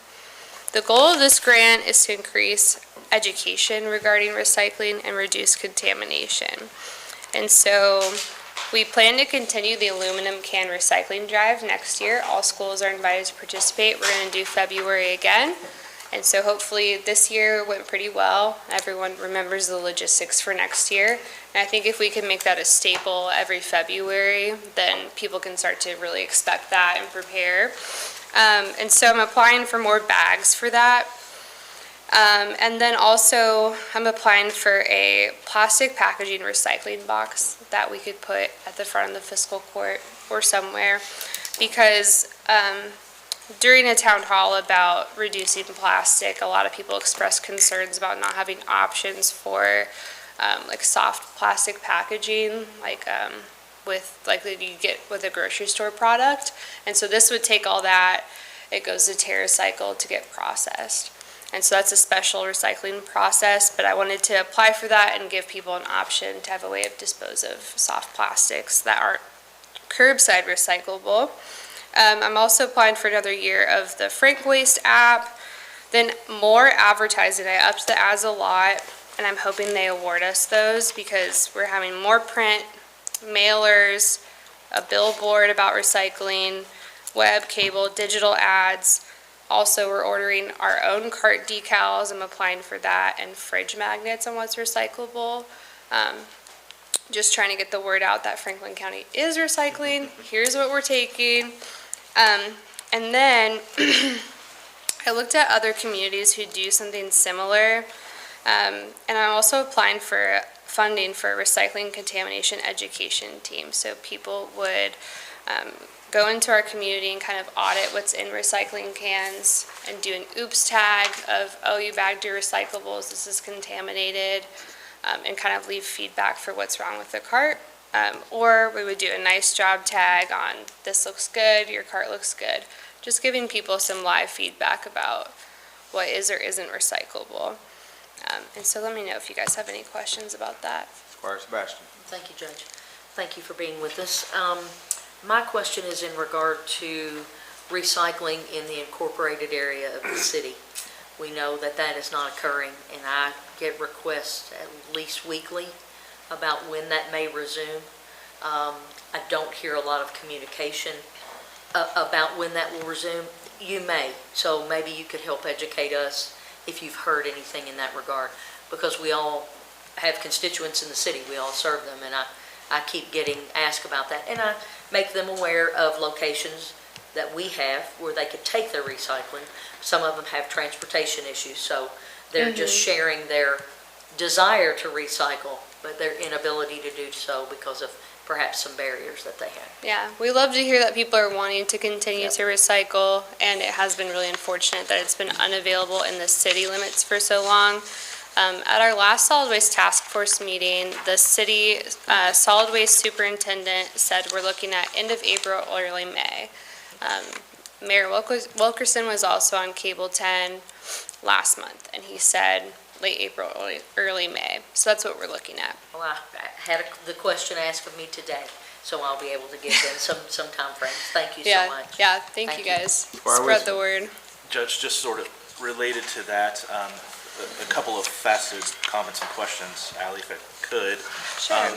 Related to the city's recycling, we learned at that meeting that the city is not going to bring back some of the programs that folks are used to, like cardboard drop-off, and as well as maybe some other things. And I'm mentioned at that meeting, and now I'm thinking more and more that it's going to be imperative upon the county to maybe take more of an active role in this field of offering recyclable alternatives for our community at large than what we do now. That said, in last year's discussions with a number of these budgets, you made a comment at one point that your available time for match for most of the grants that we applied for was pretty well reaching the full amount of your time. And with the amount of money that we've been pulling in through granting opportunities, I imagine we're just going to continue to add to the workload. So I want to mention here, I wonder if you could put together a scope for us before budgeting time about what level of your time is committed through granting matches and any other staff that we may have, because I want to start thinking about an assistant position for you, because I think we're already at the point that we need it. Thankfully, you've got a position right now through AmeriCorps, but that's only temporary, and we're going to need some help for you because legally you're going to be obligated to matching the grants with your amount of staff time that you have. So I think there's going to be an opportunity for the county to grow our program, and I hope so. I've had this vision of making a regional recycling and composting facility that we could really run and become a gold standard in the state. But I think the next step is right in front of us already for this next budget. So if you could help inform us about some of that need and where we are more holistically with the grants that we're applying for, especially if they're awarded, what that looks like for us. I think that's a good thing to bring up right now. So thank you, Squire Wisman. I do have concerns about where we're at with Rouse Avenue since that's not in our jurisdiction. In the last solid waste task force meeting, after asking some more clarifying questions, I think we confirmed that the wire bins for cardboard box drop-off are going away. They're having to constantly repair those bins, and it wasn't clear for a while if that service was going to be offered. And I think where we landed was recycling trailers will be at Rouse Avenue with slots that are several feet wide, like 4 feet wide, for cardboard boxes to fit. And so we're hoping that they still will take cardboard boxes, that's the plan, but they don't like the wire bins. Those are a problem. But it is concerning that things can change so quickly and that's out of our control. I think I would love to continue having further conversations about the expansion of the solid waste department, and I guess for everyone in the court to start to think about, like, if we were to have a facility, what space would that be in? Like, what's available in our community? where would a good location for that be, I think is my biggest question of where would that go? And it's kind of exciting to think about, but thinking ahead. We had some, when we had a meeting with the Solid Waste Task Force and the state officials coming in from the Solid Waste Division, they were really supportive and some visionary ideas of really leading the way in our state. I think we need to start thinking about what that looks like, because the support seems to be there for us to do that. And I think the city entirely, and I live in the city, in my district, is frustrated with the city's problem right now with recycling and not providing alternatives. They couldn't manage, what happened with the fire at that facility, but I think there's been opportunities to provide other services. And at the moment, the only fallback has been what this county provides the whole community. So, we're limited in what we can do, so we need to start thinking about expanding those. The judge just mentioned additional recycling carts at maybe our big grocery shopping centers and some things where we could provide alternative drop-off for city residents. So, I think it's incumbent upon us to start thinking about that, because I don't see things going the other way anytime soon. Yeah, yep. Squire Sebastian. Oh, thank you, Judge. When we talk about staff matching time, it's not purely your staff matching time. There's some at the road department that is factored into this matching, correct? Okay, I just wanted to clarify that for the court, that it's not you 100%. Anyone who's working with the project, I log hours and report that.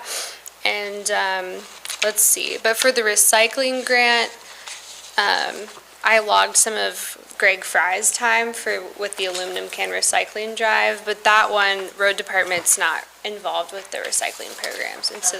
I just wanted to make sure that Yeah. we're all clear about that it's not a whole one-to-one match. Thank you. Yep. Ally, before we move on, I just want to ask the court, on the agenda item that was in front of us, I want to make sure there's no questions. I know we kind of get off a little bit, and it's great, because I think everybody's passionate about recycling, but just before we move on, is there any questions on the recycling grant application approval in front of us tonight? Ally, thank you very much. Keep up the good Yep, work. thank you guys. Yep. Alrighty. Good evening, Ben.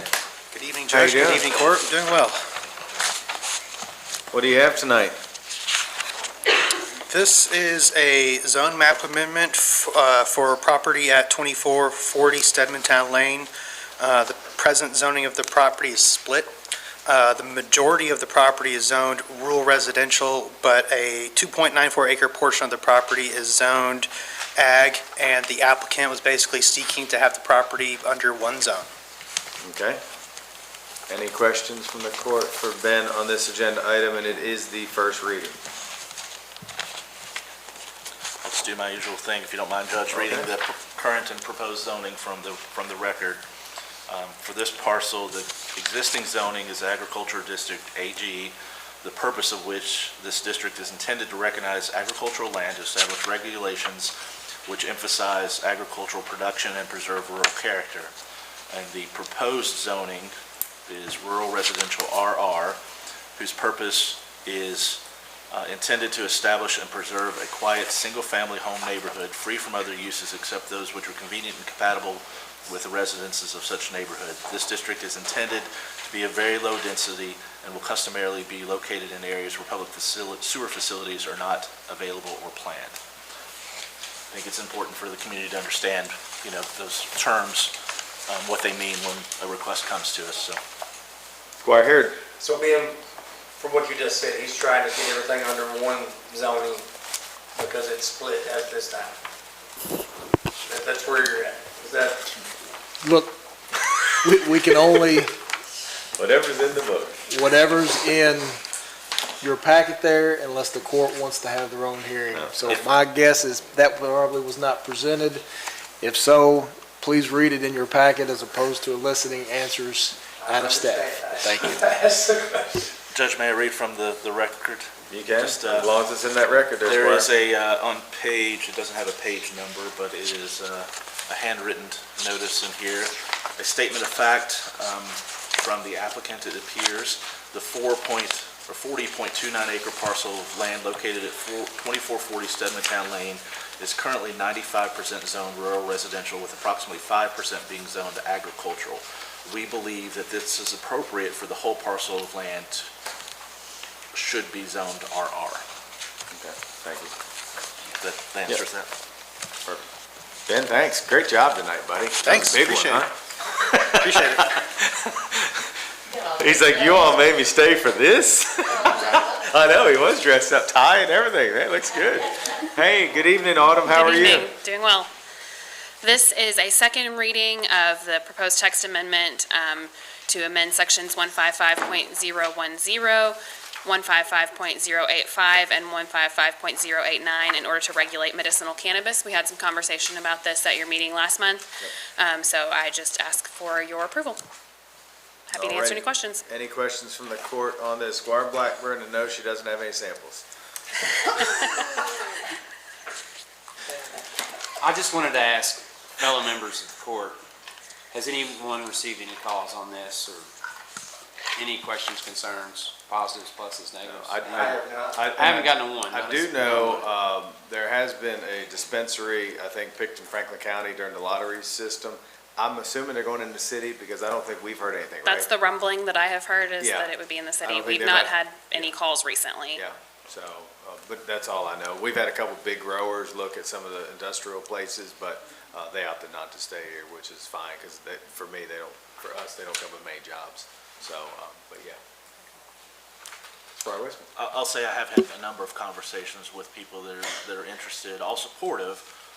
No real phone calls, but people that know this is coming about throughout the community that have been wondering about some things that I brought up. That's where some of my talking points came from, was could we reuse some of our existing facilities? Would it allow that?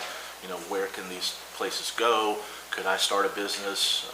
You know, just some general inquiries about intrigue about how it's going to affect our community, and positively for the most part, I have to say. So that's all I've had, and those have been probably a dozen conversations at this point with different people. So. I do want to say, I appreciate our governor and Team Kentucky, because I think that they went about this the right way. They really picked states that have done a good job at it. You know, they don't want to get out of control, but they want to help people that need this for medical reasons. So they have been very, very good to work with. So Autumn, I appreciate you all working on this too. Thank you. Judge, can I ask a question? Yeah. Autumn, from Mrs. Planning Director, I had made several comments last time about letting this proceed, but if we wanted to take an active role at looking at how we could reuse maybe some of our commercial sites throughout the county that might benefit, explain to me the process, maybe just so the public can understand a little bit too, about how this would go about being amended ever to allow production, sale, cultivation, warehousing in other districts that beyond this. Sure. I think that'll make some people more comfortable. Yeah, so a zoning ordinance text amendment could originate with this body. Typically, we will have a zoning update committee that involves a certain group of members of the Planning Commission. They review text amendments before it gets to the full commission. Then it would go through the normal process of being reviewed, and the commission would make a recommendation to you all. Then it would come back to you and go through this process of first and second reading. I do expect that this, as the state's regulations are likely to change in the future, I would expect that our regulations would change as well. If it becomes more open, or if it becomes, less open, we would likely need to provide updates over time, so. So specifically, if you could walk me through the process, if a business comes into town and creates an option on a building that's in the county that's currently not allowed to have production, cultivation, whatever. Sure. Could they make an individual application to the Planning Commission to have that added or amended to this process, or would it be a certificate of explain? Right, so we don't have a process for citizen or resident-driven text amendments. Those do have to be initiated by either you all or staff or within the Planning Commission. But, if someone is coming in and looking at a particular piece of property and it's not zoned for one of these uses, the first step would be, is a zone change the appropriate answer? rather than amending the text, because it may be that in that location it makes sense, but it may not make sense in that zone more broadly, and that's why it wasn't included in this first pass. So that would be a conversation, that we could have at that point. But does that answer the question? Just that it would be a public process, I guess. Certainly, It's yes. just like anything else we have outside of these exact parameters that have already been defined. So, Yes. thank you. Autumn, thank you very much for being with us tonight. Keep up the good work, you and your team. Thank you. Alrighty, and here comes Amy Kaufman, our treasurer. Hello, Amy. Hello. So this first item that I have is a budget transfer. Planning and zoning had budgeted the purchase of a vehicle. They had also budgeted a wrap of a separate vehicle. The purchase of the vehicle was a little bit more, so they are requesting in this budget transfer, moving that money for the wrap to the lawn to purchase the vehicle. Any questions for Amy on this agenda item? And I know they're excited to finally get a vehicle. Judges, I saw a new vehicle outside. Is that the? No. No. I'm not sure whose that is. I saw it too. Basically, I think it's the same one. We're waiting on ours. Okay. So hopefully, I think this month will come in. Okay. Is this vehicle an automobile or is it an SUV? What is it? It's a little like RAV4 Toyota. It'll be for one of our inspectors, so we're gonna try to update the fleet slowly but surely. Okay, Amy, next. The next item is a cash transfer. I usually do these quarterly. The jail and fire fund, both need funds moved from the general fund for the jail, from the capital debt to the fire to cover the purchase of the new fire engine.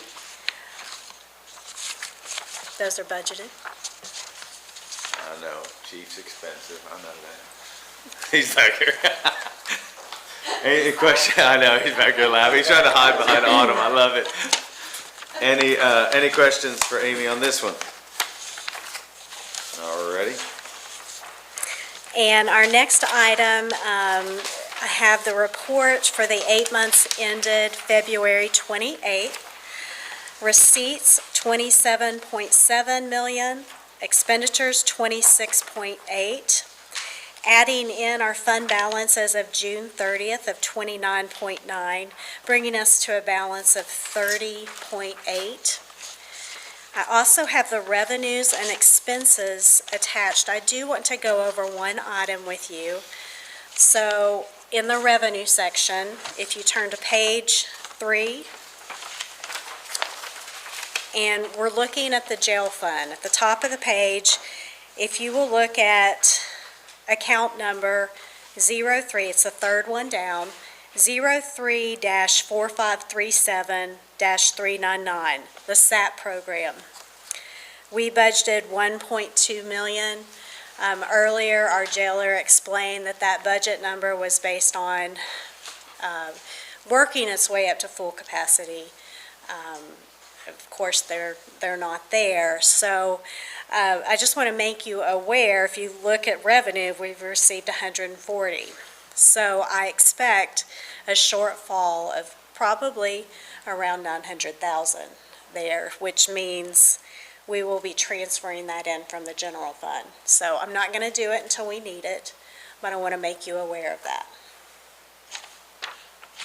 Alrighty, any questions for Amy on the treasurer's report? Squire Sebastian. Thank you, Judge.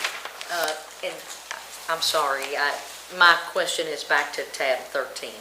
Okay. I apologize, Madam Treasurer. This probably will be for the fire chief. The apparatus that will be replaced, sometimes we've had a practice here in Franklin County of maintaining the old apparatus for a little longer to be able to use that at another station. Is that the plan, or do we plan to surplus that? So we will be surplusing some of the older reserves we have. Yeah. So for ISO, we have to keep so many reserves on staff. Right. I'm So just trying to go through the process. The older People who don't know. white international commercial cab trucks is what we'll be looking at surplusing once we get this truck in service. Okay.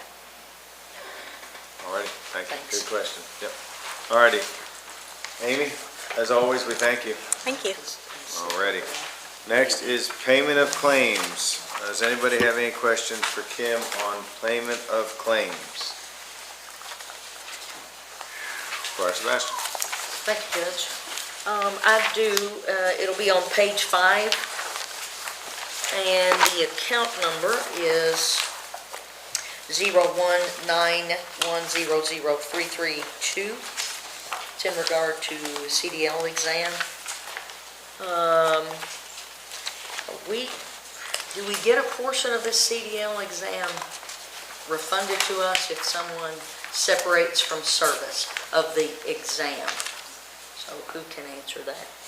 I mean, Ashley's not here, but yes, it's my understanding that they sign a piece of paper that they say if they leave within 12 months, then they have to reimburse us for any money that we have spent to help them get a CDL. So how does that, and I don't know how that process works. Do we bill them? Do we, how? I'm not sure. I mean, Ashley's done it. I'm not sure Okay. because there's some legality things there, how it's done, but I do know the employees sign a piece of paper as they're hired, basically stating that they will stay with us for a certain amount of time. 3 years? Yeah. 3 years, and I think it's kind of prorated or something, so yeah. Yeah, it's Yep. it's all Yep. those things. Yep. I do Yep. know, but I'm asking Yeah. this for just a wider. Yeah, perfect. No, purpose. it's a good question. So we can get that information Yeah, from. Ashley should have it, no Okay. problem. Thank you. Yep, no. Alrighty, seeing no more questions, I am going to, authorization to go into closed session per KRS 61.8101CF. Discussions of proposed or pending litigation against or on behalf of a public agency, discussions or hearings which might lead to the appointment, discipline, and dismissal of an individual employee. So moved. All those in favor say aye. Aye. All those opposed say nay. Thank you, court. We are in closed.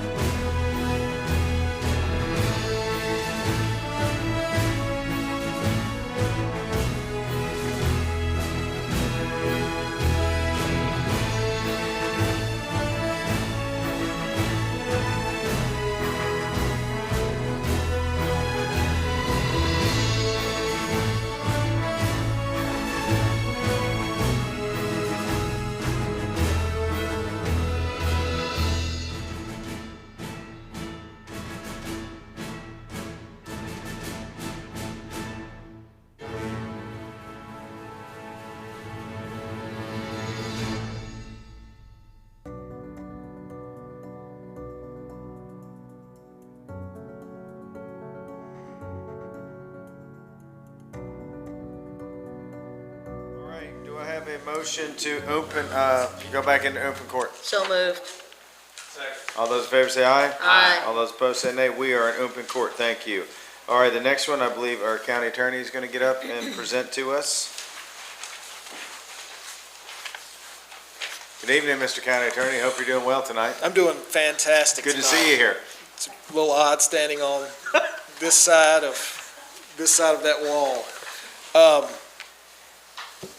This is the request for a performance raise for an employee in my office. Currently, her hourly rate is $21.57 per hour, and I'm asking that to go up to $25 an hour. As a little bit of background, before the budget process last year, and when I came in, I requested the ability to give this an employee a raise, as I knew I was having an employee that was going to be leaving me soon. I had an employee that retired after 27 years at the end of December. I knew that was coming, and so to try to build some cushion into my budget and to be able to reward this person for then stepping into this other individual's job duties and taking on more tasks, I thought it was appropriate to give a raise. I waited until that employee retired. I could have come months ago, but I waited.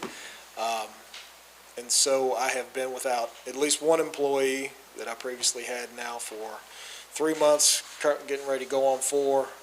I haven't started to advertise for that other position yet, so I've got 2 staff members in the office that are now doing the job duties of 3, like I said. And so what I'm asking, it looks like it has a budget impact of $18,750, which is within my budget and was previously approved in the last budget that I had. So if there's any questions for me on this one. Questions for county attorney on his request? All And right. even if I fill that other position, I will still be within my budget, as I have built-in safeguards and cushions by not immediately hiring employees when one leaves.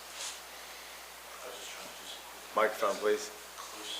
I was trying to do quick math there, but that's inclusive of benefits, the Correct. 1875? I just want to make sure. Thank you. All right, thank you. Does this position ever have overtime? No. No. All righty. Thank you, Max. No, Jack got it up here, Greg. I thought he was gonna hop over the wall. I will catch a toad. Yeah. All y'all can see it, my feet. Yep. All righty. Chief Brewer, looks like you'd like to hire a new firefighter? Yes, Judge, in the court. We had a firefighter resign back in January. We've just completed our new hiring process, been certified by HR, and we're requesting authorization to hire this person as firefighter pending their drug screening and physical.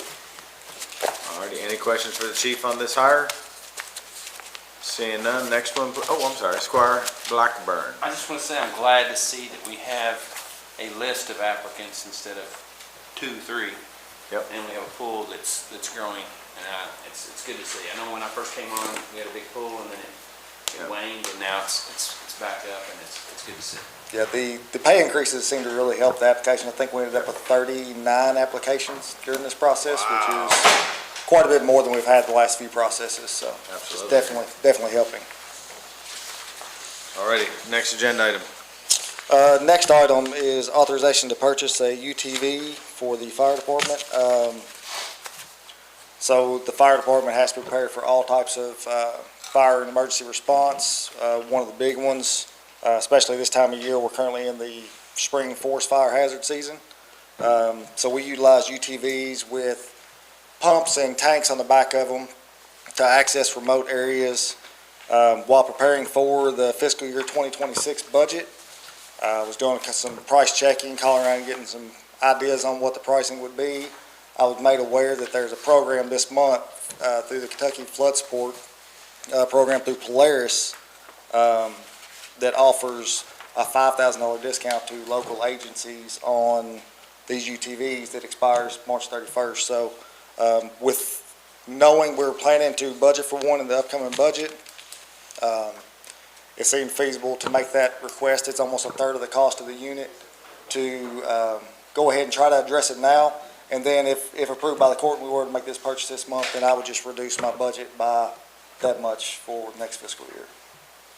We would be able to utilize, my budget's going to have funding to upfit a new tank for that specific unit. However, we can get by with the tank that's currently in our Gator right now. I've talked to Park Director Lewis, and he said that he could utilize the current Gator. They're all three just 20-plus years old, and it's time to look at replacing them for the emergency service side of it. Are you going to surplus one of the ones you have, or both of them, or what? So, I've talked to Charlie Lewis at the park, and he said that he would have a use for it if the court was good with transitioning it over there. I'm not sure if that would, entail him surplusing a piece of equipment or not, but. You're just gonna do one of the three though? Yes, the one that we would be replacing with this new unit, is what we would send over to the park. Is it the old tandem axle? Yes, old Gator 5, so. It's the one actually with the most hours as well. Squire Westman. Chief, you have this apparatus that's sold at the surplus auction for $10,500 that you're wanting to apply to that. Is that the hammer price that fell on that, or is that the net price that we're gonna get from that sale? Do you know what the? I believe that's the hammer price. I don't believe that's minus any buyer fees or anything like that. 25%? We had, I don't know what all the total equipment was. I just know the sale. Premium that should take care of That's on that. top, no, the percentage that the auction charged, I thought it was a 10 or 25, I can't remember. We're still waiting on all the paperwork. Wondering if we had Trying that to yet. figure that out. And then one of the things Amy said she would like to do is kind of divvy up as far as what was auctioned, and like Chief said, he could 'Cause we kind of have- put this towards that if the court so, no different than things that the park might have had in there, they could be credited a little bit of I think money that's for fitting to consolidations. do that. Because we had that in another vehicle as well, and some other equipment that I believe everything sold, so. Yeah. It was a good sale. Any other questions for the chief on this agenda item? Chief, thank you. Thank you. All righty, other business. Anybody have any other business before we go into our voting session? Is now the proper time to make a motion to amend their agenda? No, we'll wait. We have to make it in voting session. Yeah, we gotta make it once we get into voting session. So if you don't mind, we'll just do it at the end. So as soon as we get to the last one, I'll look at you all for a motion. If that's okay. Squire Sebastian? Okay with me. Thank you, Judge. Want to make sure that everyone has seen the information that has come out from the court in regard to Easter at Lakeview Park. The date is April 12th. The activity will start at 1. Certainly volunteers and all the individuals and collaborative groups know to be there earlier. The rain date for that will be on the 19th. So just make sure you have it on your calendars for everybody to be there. Will that be sent out anyway, or you just tell us? Social media, social media, hopefully. I think, I just want to make sure. yeah, our IT coordinator updated the information on social media, and I thought had sent something out to everybody so they could get the graphic to share that out with their I got it. I constituents. just want to make sure. Okay, everybody got it. but I just, Yep, no, Just sharing that it's a for good that- call. for that reason. Absolutely. Nothing was sent out to any of us. I only saw it on email. So could you send us the graphic and the particular details so we can communicate that better to everyone? Yep, absolutely. You realize that's the opening day of turkey season, don't you? Richard's not gonna be there. All righty. Clerk, let's go ahead and go into the voting session. Clerk, please call roll. Squire Sebastian. Here. Squire Blackburn. Present. Squire Dykus. Here. Squire Harrod. Here. Squire Tanner. Here. Squire Wisman. Present. Judge Mueller. Present. Thank you, clerk. Judge, may I make a motion to amend the agenda for our special meeting minutes Okay. on March 11th? To add that? Okay, so the first motion would be just to add it to the agenda? Yes, sir. All righty. All those in favor? Second?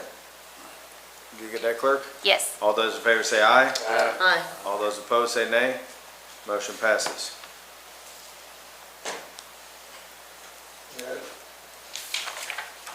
Go ahead, Squire Blackburn. Judge, I'd like to make a motion to amend the agenda to authorize to amend the purchase of 2 horizontal fire guard thermally insulated above-ground fuel storage tanks. Second. All those in favor say aye. Aye. All those opposed say nay. Motion passes. Judge, can I speak? Please. I need someone to actually motion to authorize to approve the minutes from the special meeting of March the 11th, We need 2025. Well, but, I thought she did. You amended the agenda Correct, to, but we haven't gotten to vote on any Yeah. item. We're just amending the agenda right now. okay. Yeah. So That's that'll fine. be She just the- wants to make sure we didn't miss it. I have it at the end of I mine. promise. No, it's all I good. won't miss it. Okay. No, clerk, you're right. It's all good. We're on the same page now. Thank you, Squires, for that. Okay, authorization for approval of minutes from the regular meeting of February 26, 2025. As amended. Remember, they were amended. She noted at the beginning of the Okay. work session that they were going to be amended. Gotcha, I missed that one. I had the And- jail and one is amended, but yeah. Shared that information. So moved. Second. All those in favor say aye. Aye. All those opposed say nay. Motion passes. Authorization to Just receive. say nay again. We had lots of public comments. We have lots of information that's discussed in work sessions. And this is absolutely no slight against our clerk, but I just want to see more documentation of what we were discussing Okay. for future reference. We have questions that come up all the time about what was the intent of the court when this contract was looked at originally and when it was discussed. We can do more there somehow. I just. Clerk, did you get that? Yes. All righty. Authorization to receive the 2025-2026 proposed jail budget as amended. So moved. Second. All those in favor say aye. Aye. All those opposed say nay. Motion passes. Authorization to receive the Farmdale Sanitation District audit financial statements for the years ending June 30th, 2024 and 2023. So moved. Second. All those in favor say aye. Aye. All those opposed say nay. Motion passes. Authorization to receive Capital Community Economic Industrial Development Authority, DBA Kentucky Capital Development Corporation fiscal year 2025-2026 budget. So moved. Second. All those in favor say aye. Aye. All those opposed say nay. Motion passes. Authorization to approve a resolution authorizing the county judge executive to make application for, upon arrival, to enter into agreement with the Kentucky Office of Homeland Security, KOHS, to execute any documents which are deemed necessary by KOHS to facilitate and administer the project and act as the authorized correspondent of this project. So moved. Second. All those in favor say aye. Aye. All those opposed say nay. Motion passes. Authorization to approve a resolution authorizing the filing of an application for 2025-2026 Household Hazardous Waste Management Grant Funds with the Kentucky Energy and Environment Cabinet Division of Waste Management. So moved. Second. All those in favor say aye. Aye. All those opposed, nay. It passes. Authorization to approve a resolution authorizing the filing of an application for 2025-2026 Kentucky Pride Fund composting grant funds with the Kentucky Energy and Environment Cabinet Division of Waste Management. So moved. Second. All those in favor say aye. Aye. All those opposed say nay. Motion passes. Authorization to approve a resolution authorizing the filing of an application for 2025-2026 Kentucky Pride Fund recycling grant funds with the Kentucky Energy and Environment Cabinet Division of Waste. So moved. Second. All those in favor say aye. Aye. All those opposed say nay. Motion passes. This is the first reading and approval of ordinance amending the table of special ordinances, Section 1, zoning map changes of the Franklin County Code of Ordinances for a 2.94 acre property located at 2440 Stedmantown Lane from Agricultural District AG to Rural Residential RR. The property is identified as PVA map number 083-00-00-037.02. No vote at this time. Vote will be in our next meeting. This is the second reading and approval of an ordinance amending the Franklin County Code of Ordinances, Chapter 155, Sections 155.10, Definitions, Section 155.085, Table of Permitted Uses, and Section 155.089, Noted Special Conditions regarding the regulation of medical cannabis businesses in the zone ordinances. So moved. Second. All those in favor say aye. Aye. All those opposed say nay. Motion passes. Authorization to approve budget transfers for fiscal year 2024-2025. So moved. Second. All those in favor say aye. Aye. All those opposed, nay. Motion passes. Authorization to approve cash transfers for fiscal year 2024-2025. So moved. Second. All those in favor say aye. Aye. All those opposed say nay. Motion passes. Authorization to receive the treasurer's report. So moved. Second. All those in favor say aye. Aye. All those opposed say nay. Motion passes. Payment of claims. Is there a motion to deny any claim?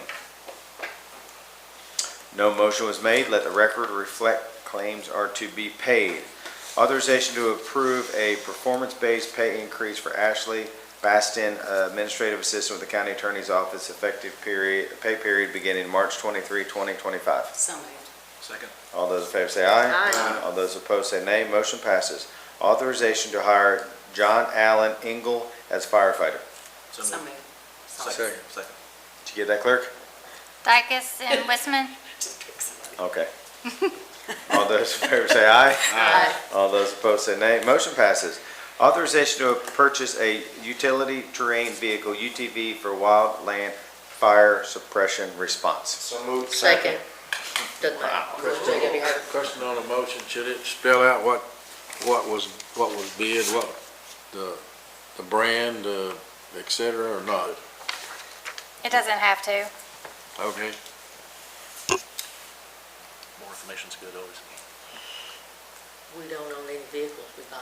Yeah. We don't put that we're buying a Ford, whatever. So uniform, Yeah. whatever we do. All right, did I have a motion? Yes. So moved. You did, And a Mike second. and JW. And all those in favor say aye. Aye. All those opposed say nay. Motion passes. Thank you. Authorization to approve the minutes from the special meeting of Committee of the Whole of March 11, 2025. So moved. Second. All those in favor say aye. Aye. All those opposed say nay. Nay, Judge, I'd like to just explain once again. If I may, we had a 2-hour discussion at that meeting, lots of things discussed, lots of things noted. For example, that the contractor didn't have the finalized plans or blueprints for the concession stands and other questions. Again, I just think we need more information to inform future us, whoever serves in our seats, when they go back to look at some of these things. So I don't know how we do that, but I keep asking. Okay. Did you get that, clerk? Yes. Alrighty. Authorization to approve the amended purchase price of 2 horizontal fire guard thermally insulated above-ground fuel storage tanks. So moved. Second. All those in favor say aye. Aye. All those opposed say nay. Motion passes. Authorization to adjourn. So moved. Second. All those in favor say aye. Aye. All those opposed say nay. We are adjourned.